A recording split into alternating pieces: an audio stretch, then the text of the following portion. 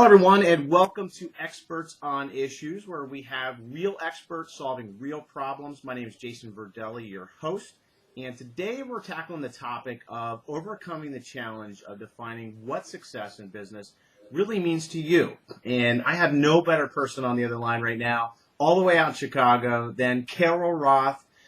Carol is a New York Times best-selling author with the book The Entrepreneur Equation, which helps you really answer that question of not could I be an entrepreneur, but should I be an entrepreneur, and should I be an entrepreneur right now?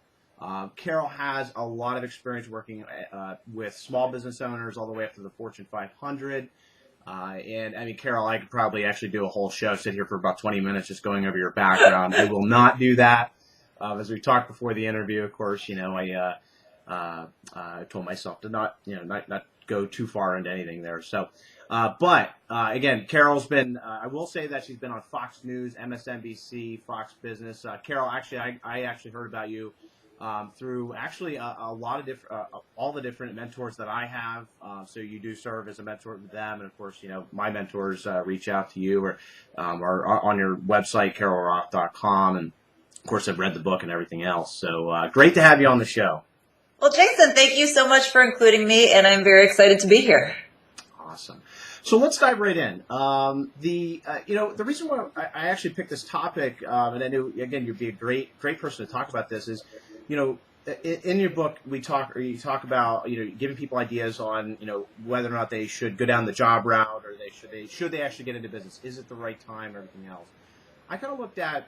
When you hear this word success, everybody says, wait, you should be successful, or till you get to be successful, or what is success?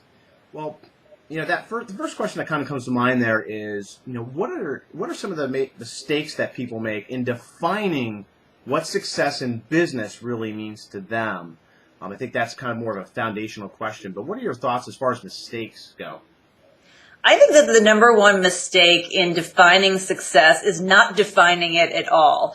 I think that too many people go down a certain path, whether it's, I always wanted to be a doctor because my mom told me that everyone in the family is doctors, and just kind of march forward. And then you get somewhere and you're like, how the heck did I get here, and where am I going? And not to be completely cliche here, Jason, but it's really hard to figure out how to get somewhere if you don't know where it is that you want to get to. So I think that not defining what success means to you and your own definition is a huge problem, because you can live somebody else's dream, but that's not going to make you happy. And it doesn't have to be quantitative. It can be qualitative. It can be anything that, works for you, that gets your own juices flowing. But I think that particularly, in the United States, with the way that our school system is set up, and the fact that we're all chasing that almighty dollar, if you will, that it's just too easy to keep moving forward, to keep moving down a path without stopping and going, what am I trying to accomplish here? And I have this saying that sometimes you need to take 2 steps backwards in order to make a giant leap forward. And if you think about the whole concept of momentum, if you're trying to jump over a creek, let's say, and you just do it from the standing position, it's very hard to get that momentum. So sometimes if you back up a little bit, you can run and make your way over it. And so I think if you're somebody who is kind of waking up going, where am I? I don't even know what success means. I don't know what I want to be when I grow up. And oh, by the way, I am grown up. All those kinds of things that sometimes you just have to say stop and take yourself out of the game to figure it out. I know that personally I had to do that. I called myself the successful underachiever, where from the outside, I had it all. I mean, I was a self-made millionaire by the time I was 30. I had a great investment banking career, a great husband, all of these things, but I felt very unfulfilled because I never really chose any of them because it's how I define success. I chose a certain path because it was easy to pay down my college bills or whatever it was. And finally I went, well, what is it that I want to do? And it wasn't until I was willing to stop, take on some risk, think about what that meant, that I could really move forward in a way that made me happy and now have a definition for success and really pursue it in a more meaningful way. Yeah, I think it's a matter of taking a step back. I think that's where most people that are maybe are not happy in their jobs too. I would imagine that's something. Do you think that, especially right now, I've talked to a lot of people that say, I'm unhappy. Maybe I just start a business. Maybe that's the way to be happy. Everything else. I don't know if that's totally the answer. I know you. What are your thoughts on that for people that are just sort of they're trying to figure it out, but they keep saying, "Well, I don't have time. I don't have time." They get caught up in everything else in everyday, quote unquote, everyday life. Right. Well, the routine. Yeah, you have to make the time, and you have to ask yourself, if I don't make this time 5 years from now, am I going to be in the exact same position?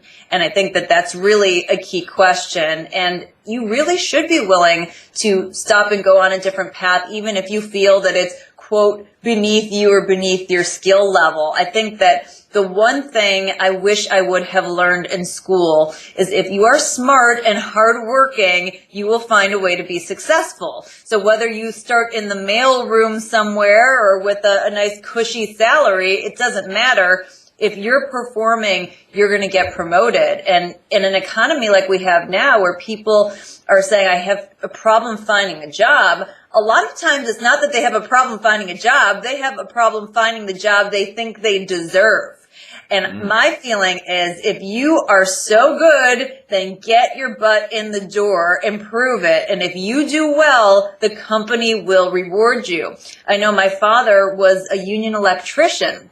And sometimes when he was going in for a job, if they weren't sure they wanted to take the risk, he would offer to work for a day entirely for free. And he said, if you don't like my work at the end of the day, don't pay me. No risk for you. If you think I'm great, then you can hire me. And it takes the risk out of the equation. And then he can rely on the asset he knows he has himself, improve himself, and work his way up. So I don't care what you think you deserve. If you have something you want to do, be willing to start back at the ground floor. And if you're amazing, you will find a way to work your way up there. But at least you'll be working your way up on the right path instead of on somebody else's path.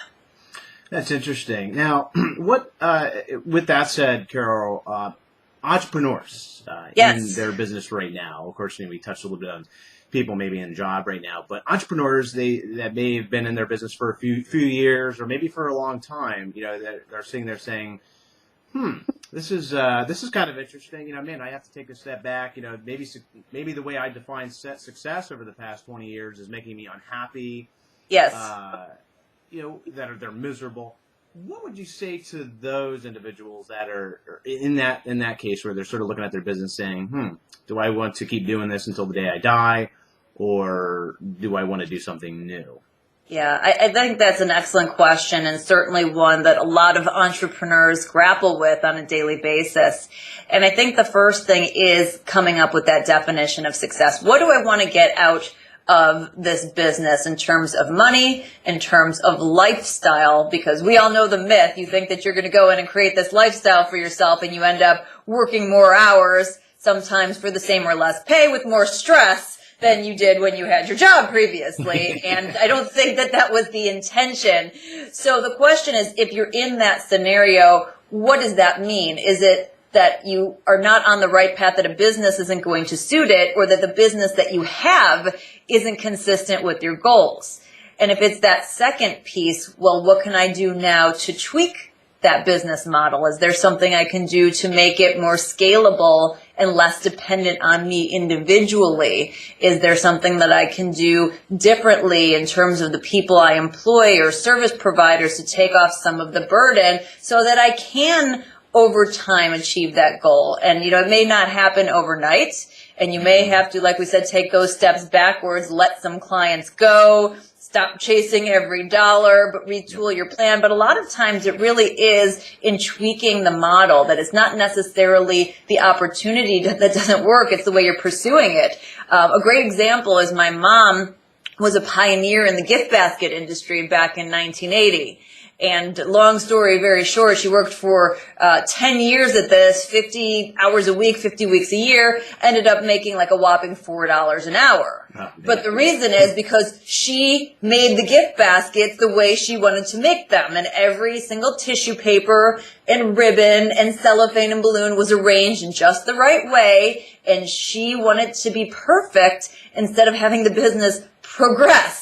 So you have to be willing to pursue that progress over the perfection. And she could have changed around that business model because there are gift basket companies now, giftbasket.com, even down to gift providers like Cheryl and Company that make 8 and 9 figures. So it's not the model that was wrong, it's the way that she was pursuing it.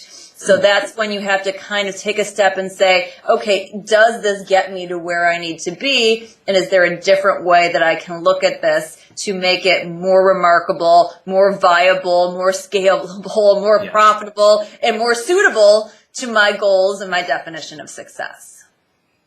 Those are very good points. I think most entrepreneurs, me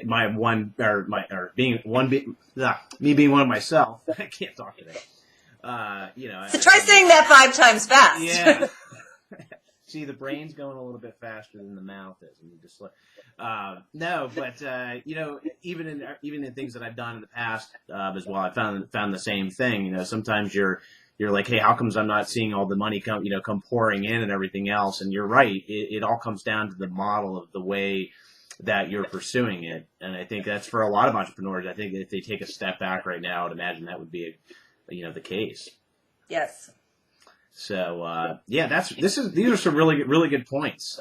So I would imagine. Now, what would you say? I guess to conclude the interview. And again, I think we only want to give so much information at one time. We don't want people's heads to explode off in the background. Oh my God, I have to retool my whole business model here. Exactly. That's why we stick to the 15-minute interview. What would you say as just kind of a final thought here to the entrepreneur that's out there that's saying, I'm stuck, I am still I need to find out what success means to me, or I'm in that job. Any final thoughts or some action steps that they can start taking? Yeah, I think the first thing that you should do, if you've been at this a while and you're not getting where you need to be by yourself, then get some help.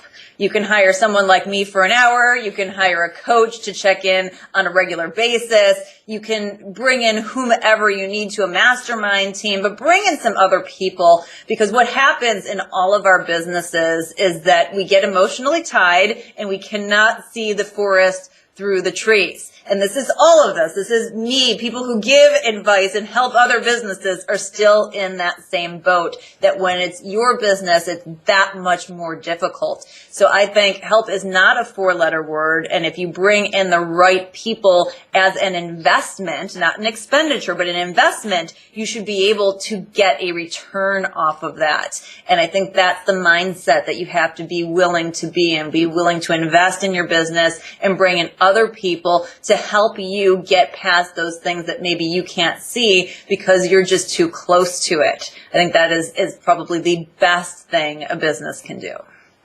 Great. Well, Carol, appreciate having you on the show.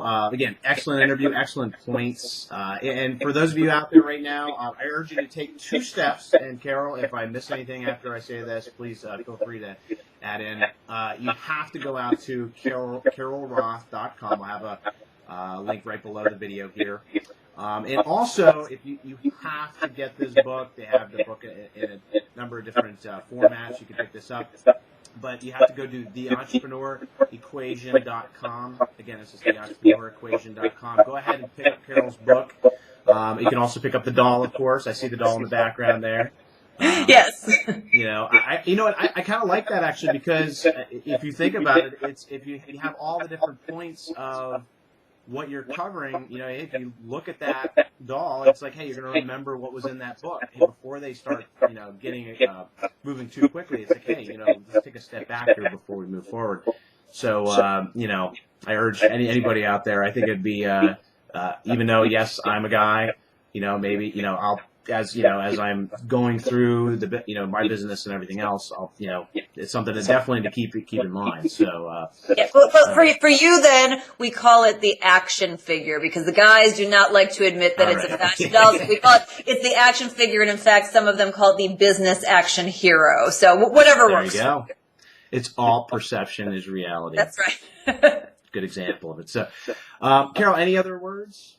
No, that's it. If you stop by the website, check out the blog. You can sign up for the blog. There's also a free ebook you can sign up for, 60 low and no cost PR and marketing strategies for your business, which every entrepreneur needs. So grab that right from the homepage. And Jason, appreciate you dialoguing with me.